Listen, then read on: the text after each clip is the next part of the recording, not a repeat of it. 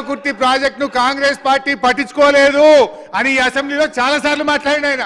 Congress party నిర్లక్ష్యం చేసిందని మాట్లాడిండు. కుర్చీ మారంగానే సీన్ మారింది. అధ్యక్ష ఏదో లెస్ టెండర్ 1% అంటుండు. మీ ప్రాణహిత చేవెళ్ల ప్రాజెక్ట్ లో అన్ని టెండర్లు 4% ఎక్సెస్. మరి అప్పుడేం జరిగింది అధ్యక్ష? దానికి సమాధానం చెప్పు. Every tender is +4%. అందరూ 4% పైన వేసి 28 ప్యాకేజీలు ఆ రోజు జరిగింది. దానికి సమాధానం చెప్పండి అధ్యక్ష. దాని మీద కావాలంటే రోజు డిస్కషన్ పెట్టండి. I will answer. అధ్యక్ష ఈరోజు ఒక విషయం ఏంటంటే అధ్యక్ష, మనము ఈనాడు అరే ముఖ్యమంత్రి గారు వ్యంగ్యం తగ్గించుకోండి, మీ గౌరవం పెంచుకోండి. అధ్యక్ష ఈరోజు మరి నేనేమంటున్నా అంటే ఆనాడు 0.5% నుంచి 3.5% మొబిలైజేషన్ అడ్వాన్స్ పెంచి మరి టెండర్ కంటే టెండర్ల తర్వాత ఇష్టం ఉన్నట్టు మీరు జీవోలు ఇచ్చి అప్పటి ప్రభుత్వం పెంచితే దాని గురించి కూడా వైట్ పేపర్లో పెట్టి ఉంటే డెఫినెట్గా బాగుండేది ఈరోజు. కానీ మీ పద్ధతి ఎట్లుందంటే మా మీద ఏదో ఆరోపణలు చేసే విధంగా మరి వారు మాట్లాడడం అనేటువంటిది కరెక్ట్ కాదు అధ్యక్ష. నేను ఇంకా ఆ వివరాలకు పోతే చాలా ఇష్యూస్ ఉన్నాయి, నేను అందుకు పోవట్లేదు. కానీ అధ్యక్ష దాని మీద ఇంకో రోజు డిస్కషన్ పెడదాం అధ్యక్ష. అయితే ఈ ప్రాజెక్టు కాస్ట్ పెరిగిందనే దాని మీద పదే మాట్లాడుతున్నారు అధ్యక్ష. ఈ దేశంలో కానీ రాష్ట్రంలో కానీ ఏ ప్రాజెక్ట్ కాస్ట్లు ఎట్లా పెరుగుతున్నాయి, ఎందుకు పెరుగుతాయి అనేటువంటి విషయాన్ని కూడా ఈరోజు గమనించాల్సిన అవసరం ఉంది అధ్యక్ష. నాగార్జున సాగర్ ప్రాజెక్టు 1954లో 122 కోట్లతో నాగార్జున సాగర్ ప్రాజెక్టు ప్రారంభిస్తే అది పూర్తయినప్పుడు 1183 కోట్లు అయింది అధ్యక్ష. అంటే 9 రెట్లు 9 times Nagarjuna Sagar project cost పెరిగింది. ఎస్ఆర్ఎస్పి 40 కోట్లతో ఎస్ఆర్ఎస్పి ప్రాజెక్ట్ స్టార్ట్ చేస్తే అది పూర్తయ్యేసరికి 4300 కోట్లు అయింది. అంటే 107 రెట్లు పెరిగింది అధ్యక్ష. కాళేశ్వరం డబుల్ అయితే ఇంత లొల్లి పెడుతుండ్రు, మరి ఎస్ఆర్ఎస్పి 107 రెట్లు పెరిగింది.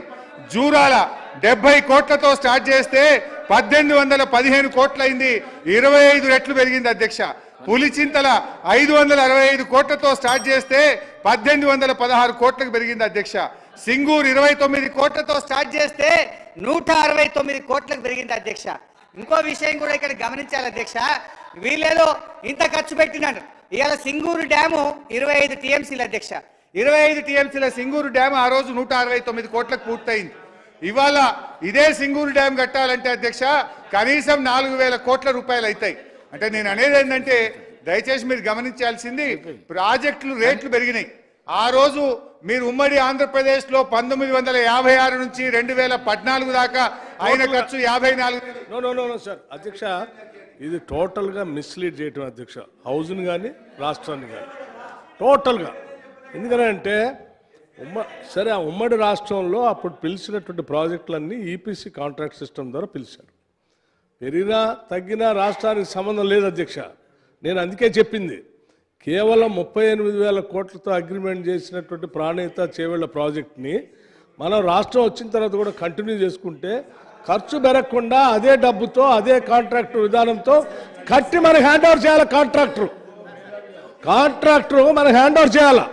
అలా చేపించుకోవడానికి అవకాశం ఉన్నదాన్ని రీడిజైన్ చేసి 1,74,000 కోట్లకి ఎందుకు పెంచారు అధ్యక్ష? రాజీవ్ సాగర్, ఇందిరా సాగర్లో కూడా ఈపీసీ కాంట్రాక్టే.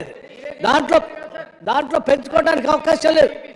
ఈపీసీ కాంట్రాక్ట్ సిస్టంలో ధర పెరిగినా తగ్గినా రాష్ట్ర ప్రభుత్వానికి సంబంధం లేదు.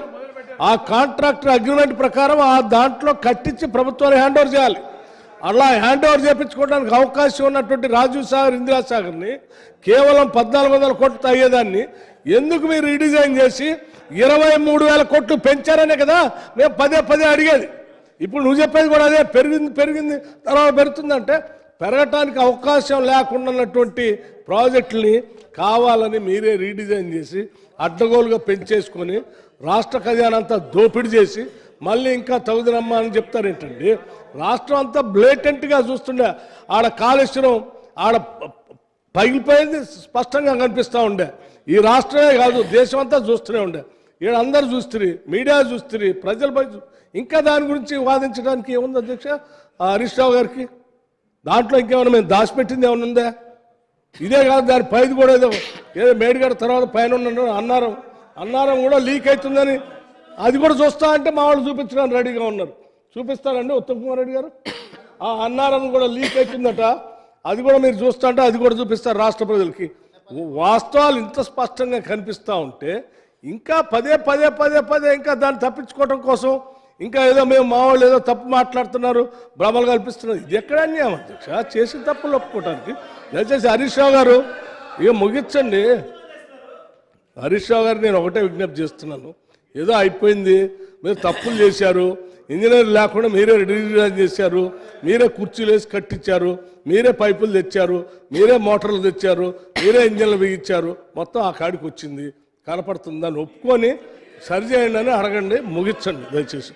Thank you. హరీష్ రావు గారు కన్క్లూడ్ చేయండి ప్లీజ్. అధ్యక్ష గౌరవ